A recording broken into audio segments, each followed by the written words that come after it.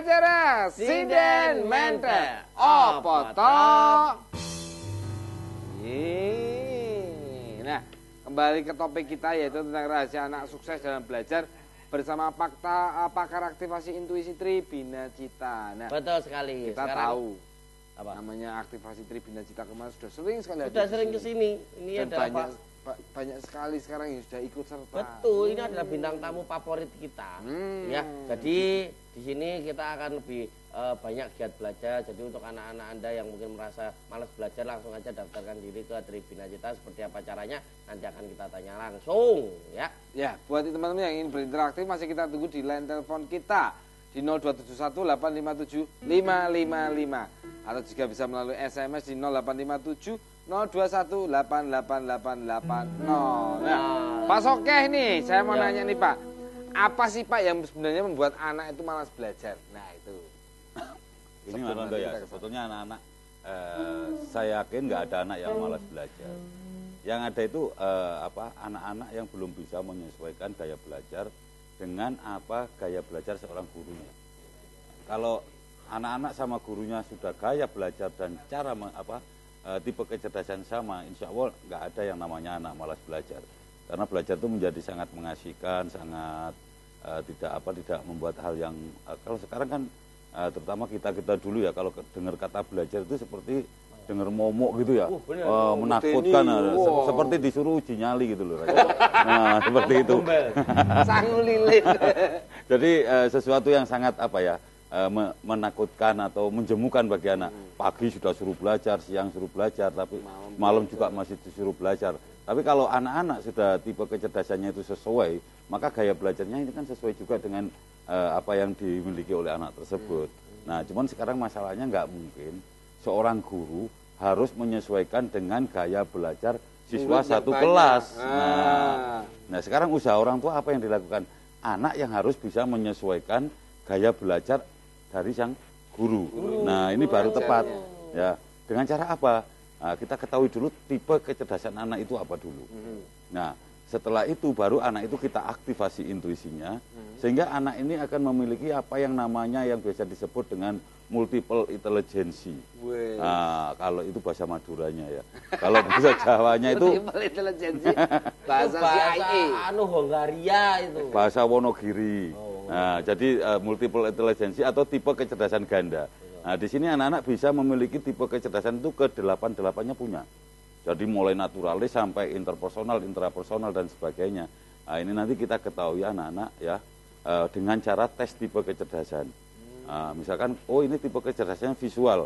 Nah, nggak mungkin guru akan memaksakan dia belajar dengan gaya seorang logis matematis. Oh iya. Nah, seperti itu. Nah, kalau anak-anak sudah diaktifasi intuisinya, maka anak-anak ini tidak terpengaruh walaupun gurunya gaya mengajarnya logis matematis. Dia sudah siap. Nah, dia sudah siap karena tipe kecerdasannya ini tadi yang 8-8-nya sudah dominan dalam diri anak tersebut, seperti itu. Gitu. Nah, ini nih, apa sih rahasianya anak supaya mau belajar? Rahasianya itu?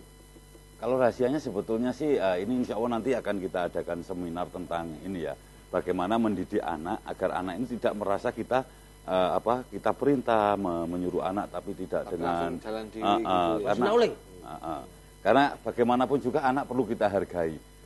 Banyak orang tua karena ingin memotivasi anak sehingga dia sering bilang gini, awak iki piye sekolah kok sing pinter malah kalah karo si A karo si B. Nah, ini orang tua sebetulnya tujuannya bagus ya, untuk memotivasi anak tersebut agar lebih giat belajar daripada si B.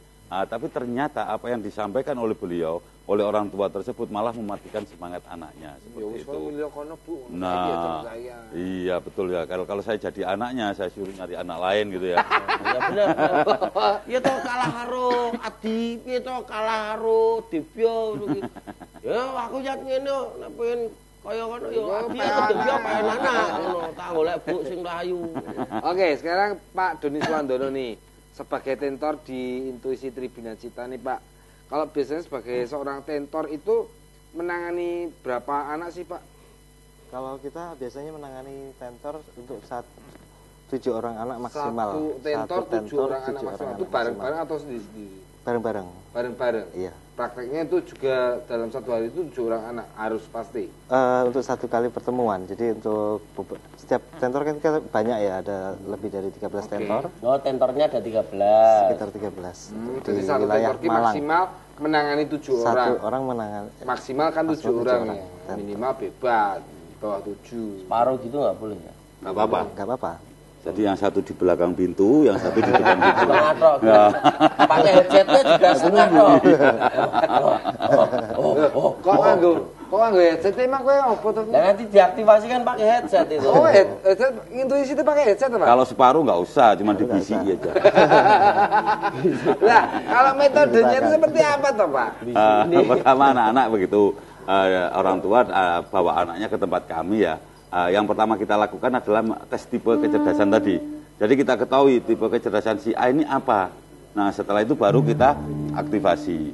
Nah setelah kita aktivasi untuk beberapa sampai 6 kali pertemuan, ini baru kita ketahui bahwa anak ini sekarang sudah memiliki tipe kecerdasan yang ganda. Nah dengan begitu sangat simpel sekali. Ya. Dalam proses pelatihannya itu anak-anak kita ajarkan membedakan warna merah dan hitam ya.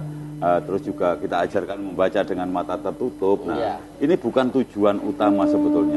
Ya, tujuan utamanya adalah mengaktifkan intuisi anak tersebut sehingga anak memiliki rasa percaya diri, memiliki keyakinan, tidak memiliki suatu keraguan-raguan.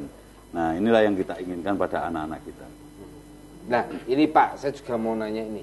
Kalau tadi di video klip, di VT-nya tadi kan saya melihat ada anak naik sepeda ditutup matanya, kan itu otomatis kan ada orang-orang di tengah dia bisa zigzag. Apakah anak-anak seperti itu yang sudah diaktifasi intuisinya itu bisa membaca perasaan orang, Pak? Kalau membaca perasaan orang sih nggak bisa, kasihan ya nanti kalau kita selalu bisa membaca perasaan orang. Misalkan saya tiba-tiba membaca perasaannya Mas Cepi ya, di sini galau aja gitu ya, kan nggak enak nanti ya. Jadi, yang jelas gini, kalau untuk orang-orang dewasa minimal kita tahu akan karakter orang. Nah kenapa sih kok banyak kita biasanya dalam melakukan sebuah bisnis ini jarang berhasil atau sering ditipu orang, ini karena kita nggak paham karakter orang. Betul, ya. Nah yang kedua misalkan untuk adik-adik mahasiswa ya, yang setelah lulus mereka akan melamar pekerjaan ya. Nah, mereka tidak paham dengan gaya komunikasi di dunia bisnis, sehingga yang dia tahu hanya teori-teori dan sebagainya. Nah di sini anak-anak kita ajarkan untuk yang dewasa itu tentang bagaimana belajar tentang personality. Ya bagaimana orang sanguin jadi memahami orang sanguin, memahami 20 kekuatan orang-orang melankolis, 20 kelemahan orang-orang sanguin dan sebagainya. Yang jelas keempat karakter kita pelajari bersama. Nah insya Allah dengan cara seperti ini nggak ada orang yang akan patah hati. Oh, saya termasuk sanguin, Pak. Sama ya, double. nanti pulang disanguin aja. Nah kalau gini Pak, kalau seumpama Mas Cepi ini kita aktivasi intuisinya, dia kemudian ikut masih dunia lain. Wah, kalau dia nanti bisa gabung nggak dengan makhluk-makhluk astral itu? Kita beda Mas Londo ya antara dunia lain sama dunia aktivasi intuisi beda ya. Karena kalau saya yang berbicara tentang dunia lain atau penampakan katanya, itu hanya masalah energi aja ya. Nah, bukan masalah karena saya yakin di agama apapun ya tidak akan mengajarkan orang untuk ketemu setan. Ya, ada tidak diajarkan kita masuk ke dalam kuasa gelap ya.